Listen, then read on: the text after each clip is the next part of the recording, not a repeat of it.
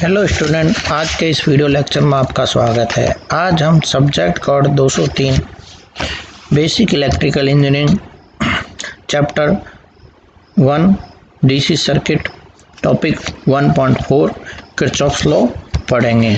कल हमने Kirchhoff's law में पढ़ा था कि किरचॉफ्स लॉ दो तरह के होते हैं। एक होता है किरचॉफ वोल्टेज लॉ, एक होता है किरचॉफ करंट लॉ, जिसको पहले लॉ कहा था अपना किरचॉफ करंट लॉ या किरचॉफ पॉइंट लॉ, जिसको शॉर्ट फॉर्म में अपन केसीएल भी कह देते हैं।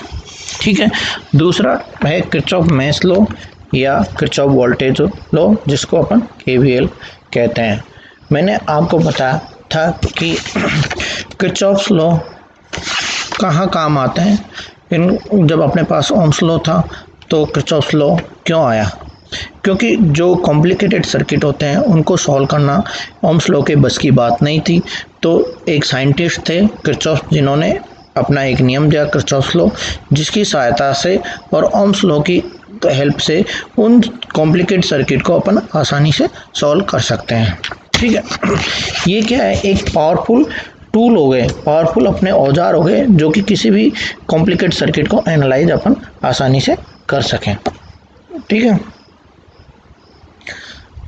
हमने पढ़ा कि किरचॉफ लॉ एक कॉम्प्लिकेटेड सर्किट में जो कंडक्टर्स लगे होते हैं उनका इक्विवेलेंट सर्किट आसानी से ज्ञात कर सकता है।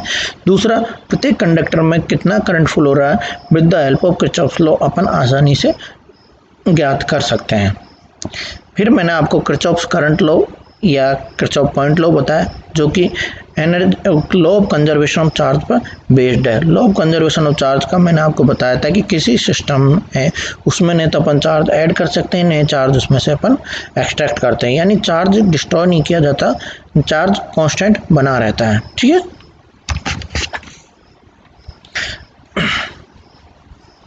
फिर मैंने आपको बताया था कि किरचॉफ करंट लॉ क्या होता है। किसी एक नोड पे जो मिलने वाली धारा और जो वहाँ से जाने वाली धारा, यानी आने वाली धारा और वहाँ से जाने वाली धारा, दोनों का योग क्या होगा? जीरो होगा। यानी आने वाली धारा इनकमिंग करंट जो आउटगोइंग करंट के बराबर होगी। ठीक है। यहाँ तक मैंने आपको कल बताया था। फिर इस पर एक न्यूमेरिकल अपन ने सॉल्व किया था। न्यूमेरिकल से मैंने आपको साइन कन्वेंशन भी बताए थे। ठीक है। साइन कन्वेंशन अपन कुछ भी ले सकते हैं उसमें, ये कि नहीं कि मैं तो आने वाली धारा को पॉजिटिव, मैं आने वाली धारा को नेगेटिव ले लो, जाने वाली धारा को पॉजिटिव ले लो, है ना। जब भी अपन इलेक्ट्रिकल सर्किट को सॉल्व करेंगे तो अपना आसानी से सॉल्व हो जाएगा। आज अपन पढ़ेंगे किरचॉफ मेश लॉ या वोल्टेज लॉ। ठीक है। किरचॉफ मेश लॉ यानी मेश क्या है? एक लूप है। ठीक, लूप लॉ, क्योंकि लूप के अंदर है तो लूप है मेश लॉ, है ना। अब अपन का है कि ये लॉ बताता है कि किसी एक मेश में या किसी एक लूप में जो टोटल वोल्टेज होगा, वोल्टेज किस फॉर्म होगा? कुछ वोल्टेज ड्रॉप होगा, कुछ सोर्स वोल्टेज होगा, यानी टोटल वोल्टेज होगा वो क्या होगा? किसी लूप के अंदर क्या होगा? जीरो होगा। मतलब जो सोर्स वोल्टेज है प्लस जो वोल्टेज ड्रॉप है, दोनों का योग क्या होगा? जीरो होगा। ये लॉ अपन को बताता है। ठीक है। इसका मतलब ये समझे कि अपन किसी लूप में एक पॉइंट से चले, ठीक है, वो पॉइंट का जो वोल्टेज है या पोटेंशियल है वी है, फिर अपन उस पूरे लूप में घूम के वापस उस पॉइंट पर आए तो उस पॉइंट का वोल्टेज वी है, मतलब उस पॉइंट का वोल्टेज न तो घटा न बढ़ा। तो ये चीज़ सब अपन को बता रहा है कि अपन लूप में कहीं भी घूम के एक पॉइंट से स्टार्ट होकर वापस पॉइंट पे आते हैं तो जो नेट वोल्टेज होगा वो क्या होगा? उस पूरे लूप के अंदर जीरो होगा। ठीक है। तो the algebraic sum of the product of currents and resistance, जिसको अपन क्या कहते हैं? वोल्टेज ड्रॉप कहते हैं, है ना, in each of the conductor in any closed path in a network plus the algebraic sum of the EMF in that path in zero.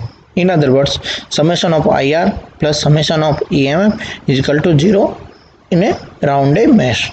ठीक है। अब इसके न्यूमेरिकल सॉल्व करने के लिए, इसकी जो कॉम्प्लिकेटेड सर्किट आता है उसको सॉल्व करने के लिए अपन को साइन कन्वेंशन का ध्यान रखना पड़ता है। अगर अपन साइन कन्वेंशन इसके नहीं जानते हैं तो अपना जो कॉम्प्लिकेटेड सर्किट के एनालाइज करें वो गलत एनालाइज करेंगे, अपन उसके जो भी वैल्यू निकालेंगे वो गलत वैल्यू निकालेंगे। इसलिए इसका साइन कन्वेंशन अपन को ध्यान रखना है। ठीक है।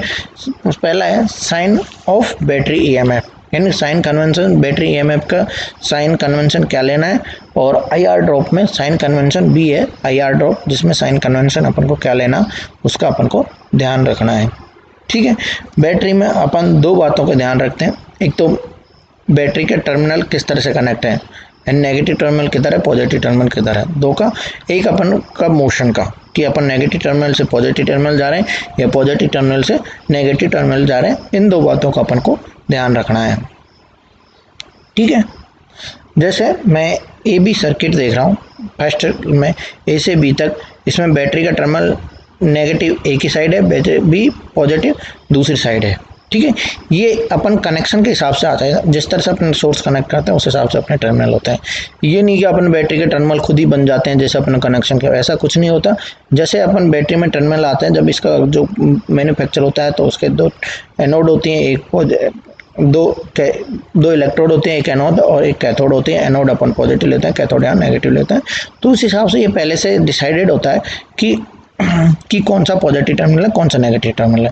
बस आपको कनेक्शन का ध्यान रखना है। जैसे पॉजिटिव टर्मिनल बी से कनेक्ट किया, नेगेटिव टर्मिनल ए से कनेक्ट किया, तो नेगेटिव टर्मिनल ए की तरफ हो गया और पॉजिटिव टर्मिनल बी की तरफ हो गया। ठीक है, और अपना मोशन भी ए से बी की तरफ है ना। अपन को मोशन का भी ध्यान रखना है, दो बातों, मोशन का और बैटरी टर्मिनल का, दोनों बातों का ध्यान रखना।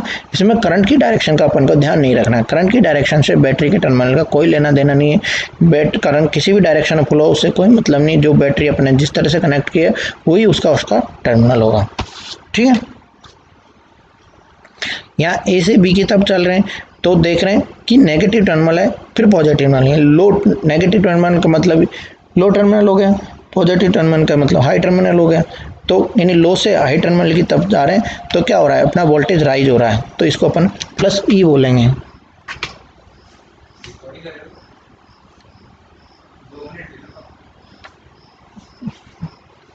है ना। उसके बाद अपन बी टर्मिनल में देखेंगे, बी से ए की तरफ आएंगे, है ना। बी से ए की तरफ जब मैं जाऊंगा तो क्या होगा, मैंने टर्मिनल देखो बी की तरफ नेगेटिव है और ए की तरफ क्या है, पॉजिटिव है। अब ए से बी की तरफ मैं जा रहा हूँ, मोशन तो मेरा ही है, लेकिन बैटरी के टर्मिनल मैंने अपोजिट डायरेक्शन में कनेक्ट कर दिए। तो ए की तरफ पॉजिटिव था, बी की तरफ नेगेटिव था, यानी हाई पोटेंशियल से मैं लो पोटेंशियल की तरफ जा रहा हूँ। तो क्या हो रहा है, मेरा वोल्टेज डिक्रीज हो रहा है, फॉल इन वोल्टेज हो रहा है। ठीक है, तो यहाँ मैं माइनस ए लूँगा। तो sign of battery EMF, a rise in voltage will be given a positive sign and fall in voltage give the negative sign. Sign of the battery EMF is independent of the direction of the current through that branch. मैंने अभी आपको बताया, यानी battery का EMF है, उसमें जो sign लगे हुए हैं वो करंट की डायरेक्शन से कोई मतलब नहीं है उनका, उनसे इंडिपेंडेंट होते हैं। ठीक है, सेकेंड है अपना किरचॉफ्स मेश लॉ या वोल्टेज लॉ, है ना। इसको बोलते हैं साइन ऑफ आईआर ड्रॉप, अपन को यहाँ से निकालना है।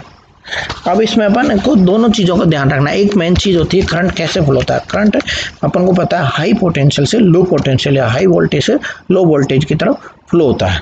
ठीक है, ये मेन चीज़ अपन को यहाँ ध्यान रखनी है।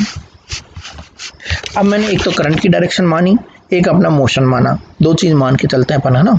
करंट की डायरेक्शन मैंने जैसे सर्किट फर्स्ट में देखा, करंट की डायरेक्शन और मोशन की डायरेक्शन मैंने सेम मानी। ठीक है, करंट की डायरेक्शन से पता चलता है कि जो टर्मिनल होंगे, यानी जो रजिस्टर का पॉजिटिव टर्मिनल कौन सा होगा, रजिस्टर का जो वोल्टेज ड्रॉप होगा उसका पॉजिटिव टर्मिनल कौन सा होगा, उसका नेगेटिव टर्मिनल कौन सा होगा, वो डिपेंड करता है करंट की डायरेक्शन क्या है। करंट की डायरेक्शन, करंट अपन को पता है करंट हाई वोल्टेज से लो वोल्टेज की तरफ फ्लो होता है। तो पहला जो जिधर से करंट एंटर करेगा वो होगा हाई वोल्टेज, है ना, वो कितना होगा, हाई वोल्टेज साइड होगी, यानी पॉजिटिव टर्मिनल। और जिधर करंट एग्जिस्ट करेगा, बाहर निकलेगा, वो होगा नेगेटिव टर्मिनल। तो एक की तरफ से एंटर कर रहा है तो ये प्लस टर्मिनल, बी की तरफ से निकल रहा है तो ये नेगेटिव टर्मिनल। मोशन से ए से बी की तरफ है ना, दोनों। तो अपन देख रहे हैं कि हाई पोटेंशियल से अपन लो पोटेंशियल की तरफ जा रहे हैं। मोशन ए पर थे पहले, बी पे गए तो लो पे गए, लो पे यानी फॉल इन वोल्टेज हो गए। तो वोल्टेज ड्रॉप यहाँ क्या लेंगे अपन, नेगेटिव आई आर लेंगे। क्या लेंगे, माइनस आई आर लेंगे। सेकेंड पॉइंट है अपना कि ए से बी की तरफ अपना मोशन है, लेकिन करंट की डायरेक्शन अपन अपोजिट करते। करंट पहले ए से बी की तरफ फ्लो रहा था, लेकिन अब बी से ए की तरफ फ्लो होगा, ये अपन ने लिया है। ठीक है, तो अब मैं देखता हूँ जब मोशन करता हूँ तो मुझे पता है करंट तो हाई पोटेंशियल से लो पोटेंशियल तक फ्लो होता है, बी इस केस में पॉजिटिव होगा, ए इस केस में नेगेटिव हो गया। लेकिन अपना मोशन ए से बी की तरफ कर रहे हैं, यानी ए नेगेटिव से बी पॉजिटिव की तरफ जा रहे हैं, यानी लो से हाई जा रहे हैं, तो राइज इन वोल्टेज कहेंगे, यानी वी यहाँ प्लस आई आर लेंगे। तो यहाँ अपन लेंगे sign of voltage drop across a resistor depend on the direction of the current through the resistor but is independent on the polarity of any other source of EMF in the circuit. ये मैंने आपको बताया। यहाँ पे अब battery का जो terminal कोई सा भी कनेक्ट हो, यानी पॉजिटिव से कनेक्ट हो ये या नेगेटिव से कनेक्ट हो, उससे कोई मतलब नहीं है। उससे मतलब है कि करंट की डायरेक्शन किधर फ्लो हो रही है, उससे इसको मतलब है ना। तो जो वोल्टेज ड्रॉप में जो साइन लगा रहे हैं वो करंट की डायरेक्शन पर डिपेंड कर रहे हैं, वो जो ईएमएफ है जो वोल्टेज सोर्स है उसकी पोलरिटी पे डिपेंड नहीं कर रहे, ये अपन को पता चल रहा है। किरचॉफ्स मेश लॉ या वोल्टेज लॉ केवीएल कहते हैं इसका ना, ठीक है। तो यहाँ पे मैं आपको देखूंगा कि मेरे पास एक सर्किट लिया है ए बी सी डी ए, है ना, सर्किट है। इसमें ए बी सी डी ए एक क्लोज पाथ बना हुआ है और इसमें R1 R2 R3 R4 4 resistance हैं, E1 E2 2 बैटरियां हैं, ठीक है।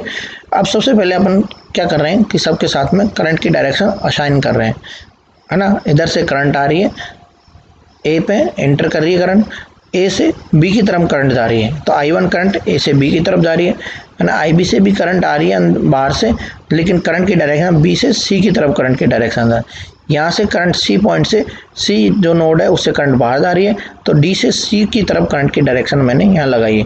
डी से ए की तरफ I4 करंट की डायरेक्शन मैंने यहाँ पे ली है, यानी I1 की ए से बी की तरफ, I2 की बी से सी की तरफ, I3 की डी से सी की तरफ, I4 की डी से ए की तरफ मैंने करंट की वैल्यू ली है, ठीक है। E1 और E2 मैंने कनेक्ट किया, जो वो डायग्राम में दिखा रहा है, ठीक है। अब मैं मोशन लेता हूँ। मोशन मेरा क्लॉकवाइज डायरेक्शन है, क्लॉकवाइज डायरेक्शन में A B C D A, clockwise direction मैंने अपना मोशन लिया, ठीक है। सबसे पहले अब अपन चलते हैं साइन क्या क्या रहेंगे वोल्टेज ड्रॉप का वो देख लेते हैं, और जो भी सोर्स वोल्टेज है उनके क्या क्या साइन अपन यहाँ लेंगे। अपन ए से बी की तरफ चल रहे हैं, मतलब I1 R1, I1 ए पे पॉजिटिव है मोशन और करंट की डायरेक्शन सेम है, तो ये I1 R1 क्या होगा, नेगेटिव होगा। ये देखो मोशन और करंट की डायरेक्शन सेम है तो I1 R1 पॉजिटिव होगा। ये मान के चलो कि I1 के हाई पोटेंशियल से लो पोटेंशियल तरफ फ्लो होता है, एक साइड इसका हाई पोटेंशियल है, बी साइड इसका लो पोटेंशियल है, तो ये प्लस हो गया, ये माइनस हो गया। तो प्लस से माइनस जा रहे हैं तो क्या हो रहा है, वोल्टेज ड्रॉप हो रहा है, यानी हाई से लो जा रहे हैं तो वोल्टेज ड्रॉप हो रहा है, तो फॉल इन पोटेंशियल होगा। I1 R1 is minus negative, यानी fall in potential. Similarly I2 R2 भी अपन देखते हैं कि बी की तरफ तो R2 क्या है, पॉजिटिव है, सॉरी बी की तरफ जो हाई पोटेंशियल है और सी की तरफ इसका नेगेटिव पोटेंशियल है, तो क्या हो रहा है, अपना वोल्टेज क्या हो रहा है, बी हाई और सी लो, तो हाई से लो यानी करंट हाई से लो फ्लो हो रहा है, तो बी पॉजिटिव सी नेगेटिव, तो ये क्या हो गया, पॉजिटिव से नेगेटिव की तरह तो वोल्टेज ड्रॉप हो रहा है, वोल्टेज ड्रॉप हो रहा है तो ये negative, I2 R2 is negative. I3 R3 की बात करते हैं तो I3 में डी की तरफ से करंट आ रहा है, लेकिन मोशन सी से डी की तरफ है और करंट डी से सी की तरफ फ्लो रहा है, यानी दोनों अपोजिट है, तो यहाँ I3 R3 क्या होगा, पॉजिटिव होगा। क्यों, क्योंकि करंट फ्लो रहा है डी से सी की, तो डी उसका पॉजिटिव हो, सी उसका नेगेटिव होगा। तो अपन जब चलते हैं सी पे ले आएगा, सी नेगेटिव से डी पॉजिटिव जा रहे हैं, यानी लो से हाई तरफ जा रहे हैं, तो ये क्या आएगा, I3 R3 is positive, rise in potential आएगा। इसी तरह R4 का भी देख लेते हैं, अपन डी से ए की तरफ जा रहे हैं, करंट भी डी से ए की तरफ फ्लो रहा है, सेम करंट फ्लो रहा है, सेम डायरेक्शन है करंट के डायरेक्शन में, है ना, अपना मोशन, तो यहाँ भी I4 R4 क्या होगा, नेगेटिव आएगा। E2 की बात करें, E2 का अपना मोशन प्लस से नेगेटिव तरफ जा रहा है, प्लस टर्मिनल से नेगेटिव टर्मिनल तरफ जा रहा है अपना मोशन, तो वो नेगेटिव होगा। जबकि E1 में जो अपना मोशन है जो नेगेटिव से पॉजिटिव की तरफ जा रहा है, तो वो क्या होगा, पॉजिटिव होगा। ठीक है, अब इनको सब वोल्टेजों को जोड़ देंगे, 4 2 6 वोल्टेज, माइनस I1 R1 बिल्कुल, माइनस I2 R2 बिल्कुल, प्लस I3 R3 बिल्कुल, माइनस I4 R4 बिल्कुल, माइनस I2 बिल्कुल, प्लस I1 इक्वल टू 0। इसको जो सोर्स वोल्टेज को दूसरी साइड ले लेंगे और फिर I1 R1 plus I2 R2 minus I3 R3 plus I4 R4 equal to E1 minus E2 होगा। थैंक यू, आज के वीडियो लेक्चर में इतना ही बहुत, कल देखेंगे।